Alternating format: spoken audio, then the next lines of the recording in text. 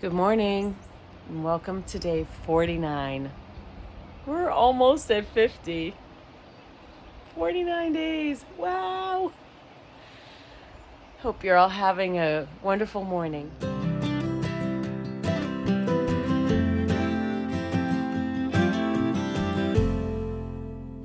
So, I had my girly girl cut this morning because I'm in touch with my feminine side. And all I want is world peace and a pedicure. So here we are today with Kaleidoscope, Good morning. and she is doing a section hike of the Appalachian Trail. Yes. And starting today's her first day for I'm going for 6 days. 6 I'm on days. spring break. I work at a school, so I'm on spring break. So I'm going to stay out until Saturday and make sure I'm home in time for Easter. Ah, that's perfect. Yeah. You have plans for Easter? Just spending it with the family. Nice. Yeah. So what sections have you completed so far? I have from Springer, Georgia, up to this point in Virginia, and then I have Northern Virginia up into Vermont. So you're closing in on being Yeah, done soon. I have more than half of the trail done, and I'm hoping to finish it next year after I retire. That's amazing. What a good feeling that is. Yeah. I mean, I know I'm how excited. 500 miles feels to me. I can just imagine what it must feel like to be that close to being finished and Yeah. hitting that goal and touching that sign on top of Katahdin. Where are you from? I'm from Pennsylvania, outside of Philly. You were saying earlier that you did a show and tell at your school. I always take my pack in and I show the kids everything that I have in it. I do a little demonstration on how to use a water filter. Yeah. Oh, cool. Yeah, and then I show a video of the trail. Yep. And the kids have such great questions. Like, they're so excited and they just think it's the greatest thing. Yeah. I have 5 grandchildren. I've taken the 3 grandsons. My granddaughter just turned 6, so I told her when she turns 6, I'll take her. So I'll be taking her sometime this summer. Do you really Yeah. enjoy backpacking with your grandkids? Yeah, Yeah. they get all excited. And they can go a lot, farther than we think they can. Yeah, they can, can't they? Yeah. I hike with my grandson too. Do you? Yeah, and he's 11, and he's got stamina. Like, he'll get way up ahead of me, and Yes. and he'll just be. He loves it. He loves it. He loves rock scrambling and stuff like that. when Yeah, we they get don't to really stuff. complain. They No. like, as long as you give them breaks and keep feeding them, they're fine. Exactly. That's so true. Lots of snacks. Lots of snacks. Right. Well, it was great to meet you, Yeah, it's Kaleidoscope. nice meeting you too. I wish you all. Congratulations on your hike. Thank you, and same to you. I wish you all the Thanks. best Thank in your you. section. Ah, thank you. Awesome. Chief, what you got going on here right now? Shin splints. Icing it. Nice. How'd you get the shin splints? So I'm hiking with this girl named Frizzle who decided she wanted to do 24 miles in 9 hours. So she had me running down the trail like a madman. All right, so hold on now. Can you actually picture me making him run down a hill? Okay, look at me. I'm little old me, and look at him. He's big old broken him. down, crippled old man. Oh, I'm not feeling any sympathy for you. Let's be honest here. He's very competitive. He may not admit it, but I know he is. There's no way in hell he would have let me get to that 24-mile mark or the 12 by 12 without him on my heels. So we're doing some much needed rehab here. So that we can start banging out some high miles. Today we're gonna do a slack pack. We're at the Weary Feet Hostel, which is great, and we're gonna do a slack pack. We're gonna do 15.7 miles. It's gonna get us to 600, and then come back here, have a hearty meal, and get back on trail tomorrow. More rehab. And do more rehab And do tonight. more rehab tonight. Yes, absolutely. Here we go. Gratitude. Good breakfast in our bellies. A nice ride to the trailhead. Now we're just gonna muscle through our 15.7 miles today, right? Well, I was privileged this morning that our friend Robert, so the gentleman that picked us up yesterday and drove us this morning, He's a farmer in this local area, and he was talking to me about his cattle farm, and very interesting. I was able to understand some of the stuff just because, again, my brother and sister-in-law have a beautiful dairy farm up in Maine, and so he was talking about his farm, and I had so many questions because Tim and Ray can appreciate this because I always ask them a million questions about their farm and the animals and all kinds of stuff. But anyway, he was telling us a little history area from up on Chestnut Knob, where we stayed in that shelter with the door. Remember that?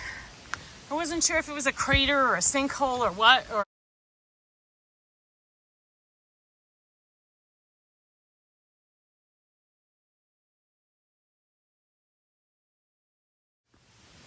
he gave us a little history on that. So I think it's really just a valley. Nothing happened that anybody knows of, you know, anytime recently where the crater formed or there was a sinkhole and blah, blah, blah. So it's really a valley, and it's completely surrounded by mountains, and it's called Burke's Garden. And the reason it's called Burke's Garden is because during the Civil War, not the Revolutionary War, the Confederate Army, a whole bunch of soldiers had retreated into that area. And they had no food and they were starving. And apparently that area grows amazing gold, yellow potatoes. So like Yukon Gold, I guess. There was a man whose last name was Burke who had a whole lot of potatoes growing in there. And the Confederate soldiers dug up all the potatoes, and it was able to sustain them. And so that's why it's called Burke's Garden.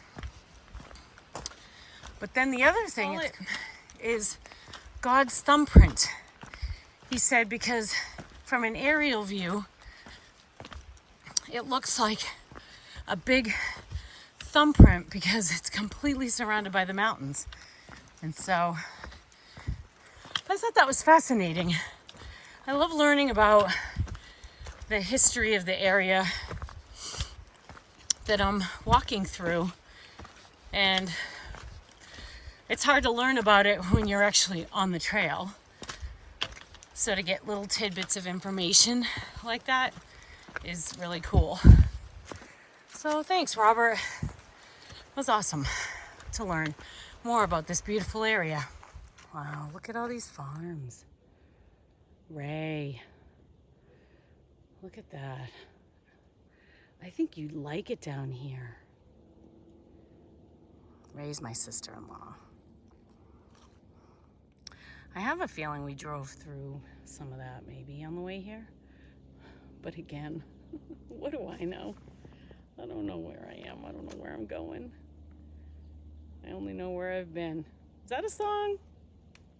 No.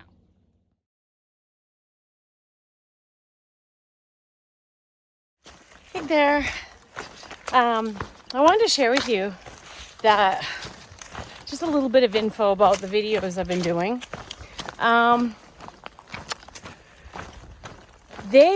When I start them, before I begin editing, when I first create the movie with all of my videos and pictures from the day, I have to tell you, they ends up a lot of times being like an hour long.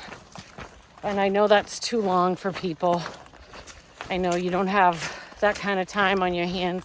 But I am ridiculous with the amount of pictures and videos I take during the day, especially when the scenery is just incredible. I really want to bring that to you so that you can see it and feel it as much as you can from home and experience it with me. So, ooh, smelled something bad back there. Anyway, I just wanted to give you sort of that information because I end up cutting it down to where it ends up only being, you know, oh, I want to share this with you. I want to give you this view. Isn't that beautiful? So I think on the other edge of those mountains is where Burke's Garden is. I could be wrong, but I think it might be. This is a really neat camp spot.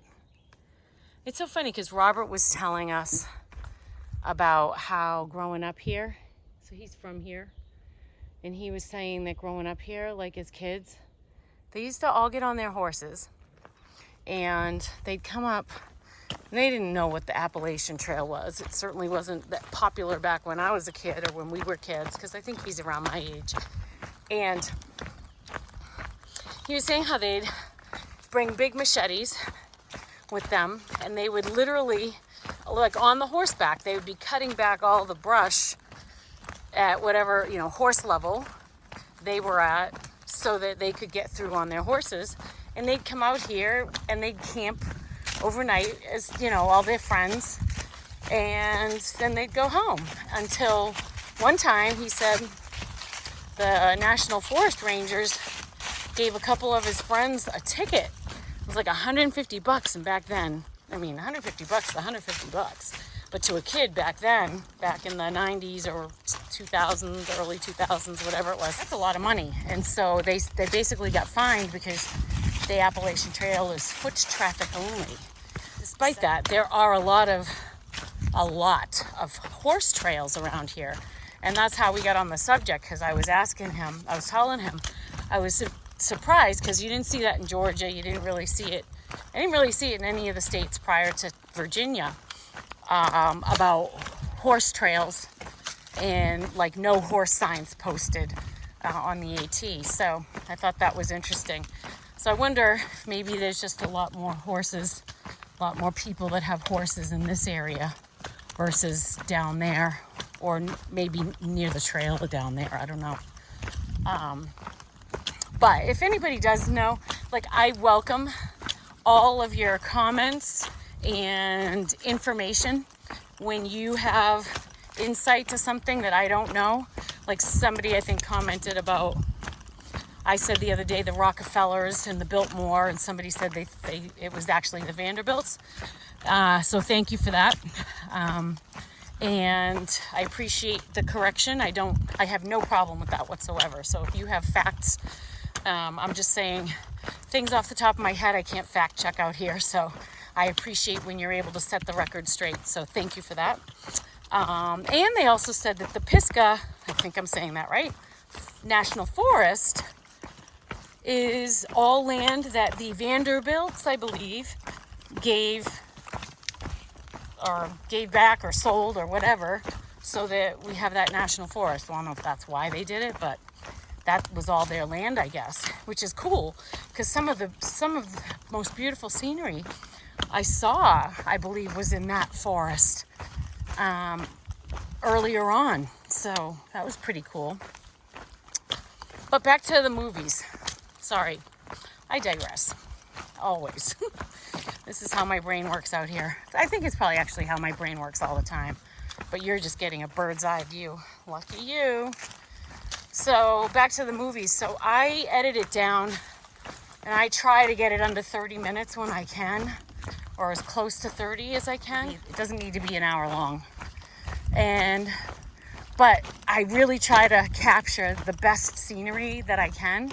So what I tend to do is I probably tend to delete a lot of the still photos and opt for more of the video when there's beautiful sceneries. I try to capture most of the highlights and the beauty of this trail, the beauty of this country. It's really spectacular. I can't get over some of the things that I've seen so far. And it's still so early in this journey. Not sure what's up with the forest here, but it's all dead. I see some burned pieces, a lot of burned wood. So I don't know if there was a forest fire here or maybe it was a controlled burn.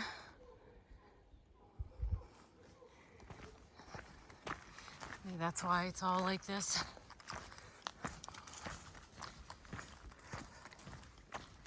Yeah. It's like quite a bit of burned trees.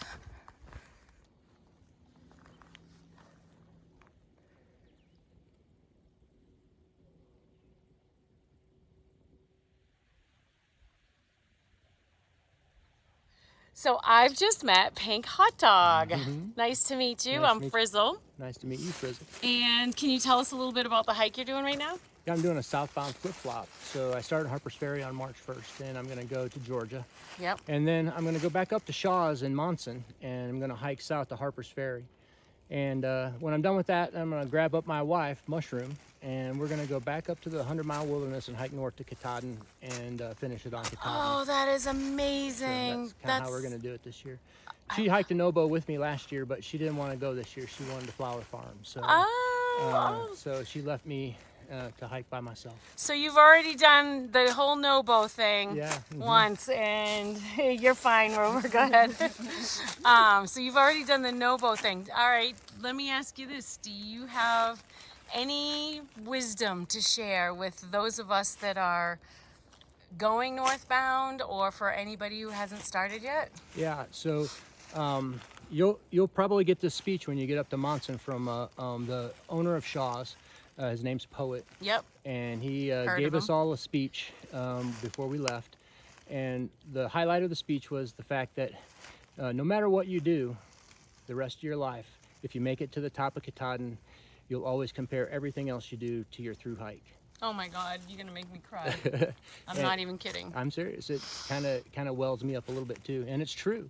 Everything that you do in your life, you look back and decide whether or not it stands up to what you did that summer. It ends up being where the bar is set Mm-hmm. going forward. And it's true.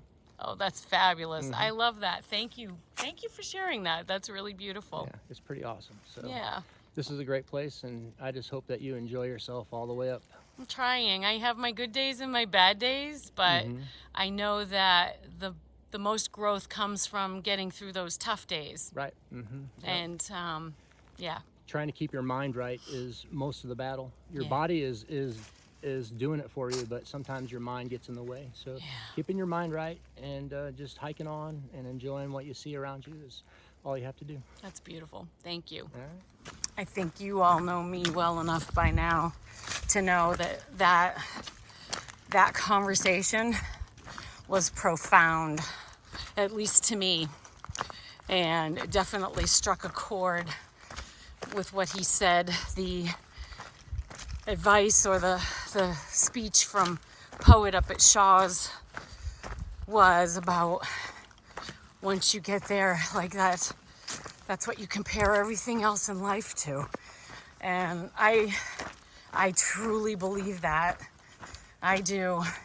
That's kind of along the lines of part of my why that I've mentioned to you, and the work I feel is so necessary to put into that why. Reading a couple of these books, if you're considering doing this, you really got to do the mental prep. It's not just about gear and physical strength. You heard him, but it's about the mental aspect of it. So I really recommend that there's probably a lot of other books out there, but the two I can comment on personally that I read that really helped me tremendously was Pushing North by Trey Free. And it is about the mental piece of it. He also has a YouTube channel called Early Riser 71, and he chronicled his journey on the AT. I read his book and watched his YouTube, and it was funny. At one point, I was partially through the book and partially through the YouTube, and it was like when I was reading the book, I could almost hear him talking. And I know sometimes he pops on here and watches some of these videos. So, dude, I gotta tell you, I give you so much respect for your through hike and how you did it and it was something that really set the bar for me on a lot of stuff. You gave me so much tactical information that helped me with my prep, and I really felt like your YouTube was by far the ones I watched, one of the most helpful. And I really loved, which is partially why I'm doing it, how you filmed the trail a lot, because that's what I wanted to see. As much as I wanted to hear your thoughts and your advice and all of that and your perspective, seeing the trail was important to me, especially with a February start. And I wanted to see what the conditions could be, what the trail was like, and all of that. So I give you a lot of kudos to how you did that and your book. So anyone out there, highly recommend the YouTube channel and the book. The other one I read that was really helpful to me too was Appalachian Trials. I think I don't want to get this wrong, but I think it's Eric Davis that wrote that book. He's got a really good sense of humor, funny the way he writes, and the way he laid out the why piece. Trey and Eric both talked about the why and the prep of your why before you get on trail, and the need to refer back to it when you're having a tough time. But the format that Eric did it in was easier for my brain to come up with. I did a whole brainstorming session on I want to through hike the Appalachian Trail because, and I did a whole page of whys. And then there was, I know I'm going to get it wrong, but something along the lines of when I successfully through hike the Appalachian Trail, I will, and then you write all the answers to that, because it could be multiple things. It could just be one, and keep it simple. That's fine. That's more how Pushing North was. Trey's book was more about sort of like your why being, I know I'm not going to say it right, but more like a statement, a mission statement, if you will. Whereas the other book was more for me, because there wasn't like one or two reasons or things for me. It was a lot. It was a lot of reasons. And so that format worked better for me. And then the last question for them from Eric's book was, if I do not successfully through hike the Appalachian Trail, I will. And that's when you put down some really raw, tough things, like what that's going to mean to you, how you're going to feel. And that was the tough one for me. And I was reading it to my friend Blue Sky Nancy, who is eventually going to get out here when the time is right for her. She's supposed to start March 22nd and had to push things out to take care of her wonderful, sweet partner, JT. Got to check out her channel on YouTube, Blue Sky Nancy. And she's going to be out here before you know it. And she'll have some awesome videos. But she and I shared our whys, and one of the things she said about if I do not successfully through hike the Appalachian Trail, she's like, ooh, you are hard on yourself. And I am. And I've always been.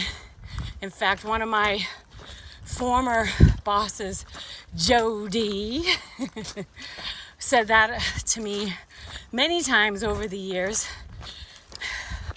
She was an incredible boss. She believed in me like I don't know anybody else did, and my ability to accomplish great things in my career. And her faith in me made me work my ass off even more. And so, but she always said I was too hard on myself. And I think, while that's true, I also think that might be partially why I'm so motivated and driven, because I don't want to deal with myself if I fail. So anyway, I recommend those for your mental prep, because you got to do the mental prep. Because it's real easy on a shitty day to say to yourself, why am I out here? I'm just going to go home and live my comfy life. And it's easier. Believe it or not, and you know what? Early riser, you said this. It's easier to live in the Matrix sometimes than out here. Just do the mental prep. It's worth it. This is what it looks like when a bunch of thru hikers stop at a store.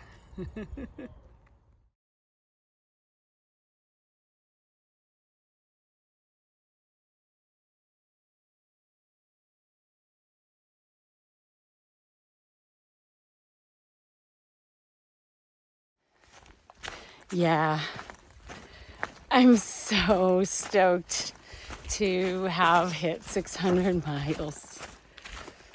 Wow. Oh my gosh, 600 miles. I've hiked 600 miles. I've walked 600 miles.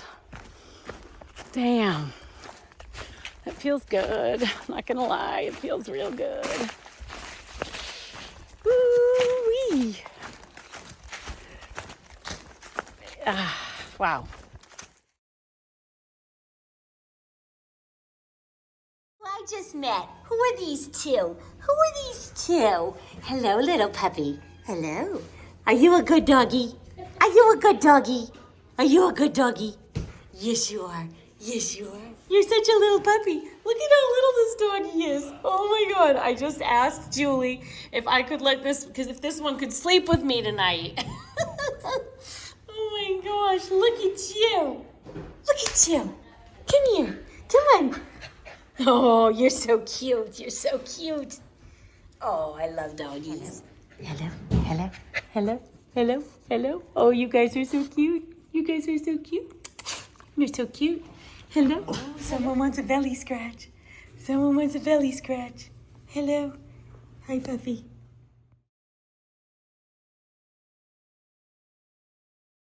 This pretty little farm is nestled in the hills of Southern Virginia. And look at this property. It's quite beautiful. The owner and the woman who runs this hostel, her name is Julie.